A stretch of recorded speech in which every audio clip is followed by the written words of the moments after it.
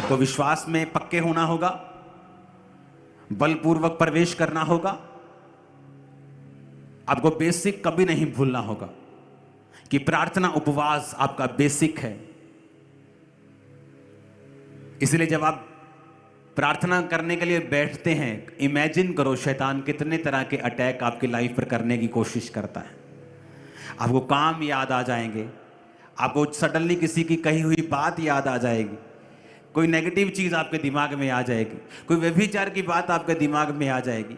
जैसे ही आप प्रार्थना करने के लिए बैठेंगे, फोन पे आपको आपका आत्मिक काम याद आ जाएगा, क्योंकि शैतान आप कुछ भी कर ले लेकिन आपको प्रार्थना करने वो देना नहीं चाहता है।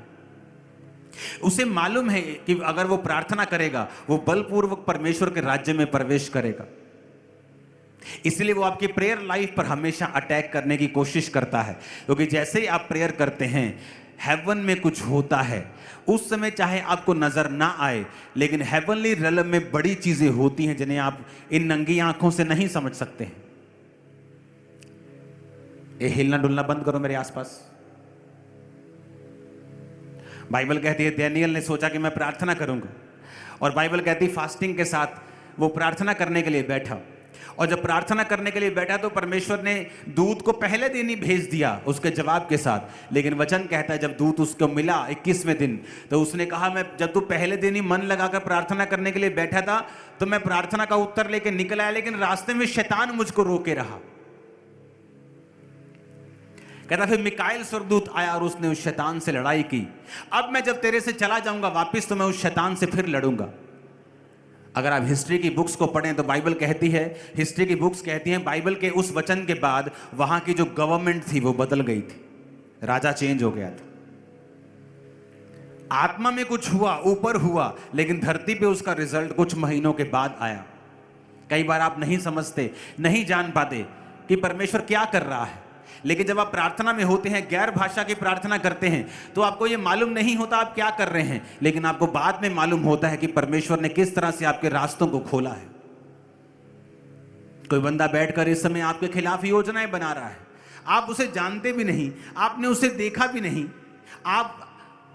उसने कभी आपसे वो मिला नहीं, लेकिन फिर भी वो आपके खिलाफ योजनाएं बना रहा है। कौन उन योजनाओं को नाश करेगा? आपकी प्रार्थनाएं उन योजनाओं को नाश करेंगी। नाश ही नहीं करेंगी बल्कि शर्मिंदा करेंगी, गड्ढे में डाल देगी उन सब योजनाओं को। मैं आपको बता रहा हूं, जब आप प्रार्थना करेंगे। एक दिन एक बंदा रात को बेचैन होकर उठा, और जब बेचैन होकर उठा तो पवित्र आत्मा ने कहा गैर भाषा में प्रार्थना करो। वो गैर भाषा में प्रार्थना करता गया, कितनी देर बेचैनी खत्म नहीं हुई। एक समय आया, कुछ घंटे के बाद बेचैनी खत्म हो गई। कई बार आप बेचैन फील करते हैं, रात को एकदम से नींद आपको जाग जाती, आप बोलते हैं मुझे रात को नींद नहीं आती। परमेश्वर का आत्मा कई बार आपको उठाता है रात को प्रार्थना करने के लिए, लेकिन आप उसके मैसेज को, आप आत्मिक रूप से इतने मैच्योर नहीं होते कि आप उन मैसेजेस को समझ सकें।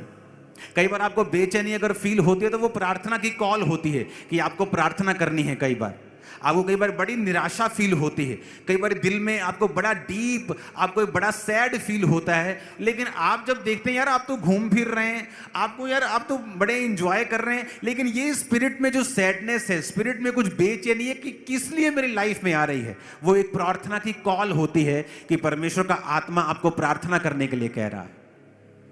कितने मेरी बात को समझ रहे हैं? उस बंदे ने प्रार्थना की, तब व्हाट्सएप नहीं होते थे, फोन नहीं होते थे, कुछ नहीं होता था।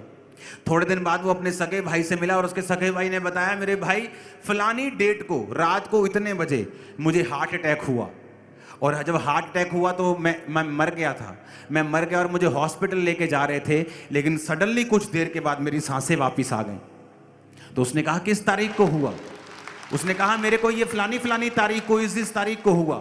उसने कहा उसी तारीख को मेरे को परमेश्वर ने कहा था उठाकर, जो मैं बेचैनी फील कर रहा था रात को उठ गया और मैंने गैर भाषा में प्रार्थना की थी। और वचन में लिखा है कि तुम अपने अति पवित्र विश्वास में प्रार्थना करो, गैर भाषा में प्रार्थना करो। इसलिए पौलुस ने कहा मैं आत्मा में प्रार्थना करूंगा, मैं बुद्धि से भी प्रार्थना करूंगा। आत्मा से प्रार्थना कैसे करनी है? गैर भाषाओं से। बुद्धि से कैसे करनी है? जो मुझे चाहिए, परमेश्वर ये वाले रास्ते को साफ कर, परमेश्वर ये वाले रास्ते को साफ कर, परमेश्वर मेरे भाई को बचा, मेरी फलानी बहन को बचा। बुद्धि से प्रार्थना। आत्मा से प्रार्थना कैसे करनी है? गैर भाषा से प्रार्थना, क्योंकि बाइबल कहती है आप नहीं जानते आने वाले समय में क्या होगा, आप नहीं जानते प्रार्थना किस रीति से करनी चाहिए। वो आपको तरीके के बारे में बात नहीं कर रहा कि किस रीति से करनी चाहिए, कि पहले मैं ऐसे हाथ उठाऊं, ऐसे घुटने लगाऊं, वो उस रीति की बात नहीं कर रहा। क्योंकि प्रार्थना, आत्मा ये कह रहा है कि तुम्हें नहीं पता फ्यूचर में क्या होगा, कौन तुम्हारा दुश्मन है, कौन तुम्हारे लिए क्या सोच रहा है, कब फ्यूचर में तुम्हारे साथ क्या होगा। इसीलिए वचन कहता है कि जो धर्मी होता है और आत्मिक होता है वो बुरे समाचार से डरता नहीं है। धर्मी कभी भी फ्यूचर के बारे में चिंतित नहीं रहता, उसे पता है परमेश्वर कहता है मैं पहला और आखिरी हूं। उसने रेस शुरू भी की है और वो रेस के आखिर में भी है। वो कह रहा है मैं आखिर में पहुंच गया हूं, बेटा तू आजा, बेटी आजा, कोई प्रॉब्लम नहीं होगी, तुझे आजा, तू मेरे तेरे साथ हूं। आप मेरी बात समझ रहे कि नहीं? आप लुधियाना में हैं मान लीजिए, और लुधियाना से जलंधर आना है, और एक बंदा आपको कह रहा है जलंधर से कि चिंता मत कर, आजा, मैं पार कर चुका हूं। वो परमेश्वर है, हम रास्ते में हैं। परमेश्वर कह रहा है आजा, मैं पार कर चुका हूं, मैं आखिरी हूं, तू आजा, मैं तेरे साथ हूं, मैं तेरे संग हूं, मैं तुझे छोड़ूंगा नहीं, त्यागूंगा नहीं, तेरे संग रहूंगा, अपने धर्म में हाथ से तुझे संभाले रहूंगा, तू ना गिरेगा। कितने मेरी बात को समझ रहे हैं? हमें ये बातों को समझने की जरूरत है। इसलिए शैतान आपकी प्रार्थना के जीवन के ऊपर अटैक करता है। तो जब उसने बताया कि उस रात मैंने प्रार्थना की थी गैर भाषा में, मुझे नहीं मालूम प्रार्थना मैं किसके लिए कर रहा हूं। आप प्रार्थना कर रहे हैं, हो सकता है आपके पास्टर के लिए प्रार्थना कर रहे हो, अपने बच्चों के लिए प्रार्थना कर रहे हो, आने वाले किसी बैड न्यूज को कैंसिल करने के लिए प्रार्थना कर रहे हो। और इमेजिन करो आपको आत्मा बेचैन करता है या आपको प्रार्थना करने का अंदर से आपको एक मन होता है, लेकिन आप प्रार्थना नहीं करते। सोचो आने वाले समय में फिर जब वो चीजें होंगी तो हमें मालूम नहीं होगा और हम कहेंगे वो परमेश्वर जी, हम मेरे साथ ऐसा कैसे हो सकता है, मेरे ऊपर ये शैतान ऐसे काम कैसे कर गया, मेरे बच्चे के जीवन में शैतान काम क्यों कर गया, मेरे फलानी जगह के ऊपर शैतान कैसे काम कर सकता है। क्योंकि वो मोमेंट था एक, उस मोमेंट में आपने मिस कर दिया तो शैतान को पता है इसने मिस कर दिया। और इसलिए तो कहा है पवित्र आत्मा तुम्हारा मददगार है। कई बार आप एक जगह पे खड़े हैं और आप कुछ बोलने लगते हैं, परमेश्वर का आत्मा कहता है चुप कर जा, मत बोल।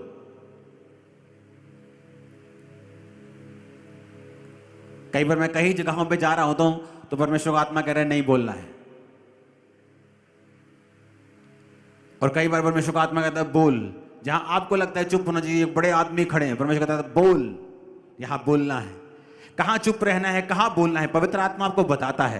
प्रार्थना करनी है, पवित्र आत्मा आपको बताता है। जैसे ही आप पवित्र आत्मा की सहायता से प्रार्थना करना शुरू करते हैं, आप फ्यूचर में कई सारी बैड न्यूज को कैंसिल कर लेते हैं, कई सारे रास्तों को ओपन कर देते हैं, कई सारी अपॉर्चुनिटीज आपकी लाइफ में एंटर करती हैं जब आप आत्मा में प्रार्थना करते हैं। क्योंकि बिना बल पूर्वक आप उसके राज्य में प्रवेश नहीं कर सकते, बिना विश्वास के आप उसको प्रसन्न नहीं कर सकते। आपको अपना विश्वास, अपना ढीठपन आत्मा में पॉजिटिवली आपको दिखाना है कि आप परमेश्वर के पीछे हैं और आप उसी से इस आशीष को लेंगे और आप उसी के पीछे, आप उसको छोड़ेंगे नहीं। आप उसके राज्य में प्रवेश करने के लिए जितना बल लगाना पड़े आप लगाएंगे। ऊंची आवाज में हालेलुया बोलो। आप तैयार हैं उसके राज्य में बलपूर्वक प्रवेश करने के लिए, प्रार्थना करने के लिए, विश्वास के साथ, बल के साथ, बिना थके, बिना रुके। और आपके कॉन्शियस, सबकॉन्शियस मन, आपका विवेक हर वक्त इस बात को समझने के लिए कि मेरे चारों ओर परमेश्वर का घेरा है, शैतान का घेरा नहीं। किसका घेरा है? आपके अंदर कौन है? परमेश्वर। क्या शैतान आपको छू सकता है? ना, वो तो डरता है आपसे। लेकिन जब आप अपने मुंह से कह देते हो कि शैतान मेरे पे अटैक कर दा, तो शैतान कहता है ये तो कुछ और कह रहा है। क्योंकि शैतान को नहीं पता आपके दिल में क्या है, स्वर्गदूत को नहीं पता होता आपके दिल में क्या है। वो आपको मैसेज देता है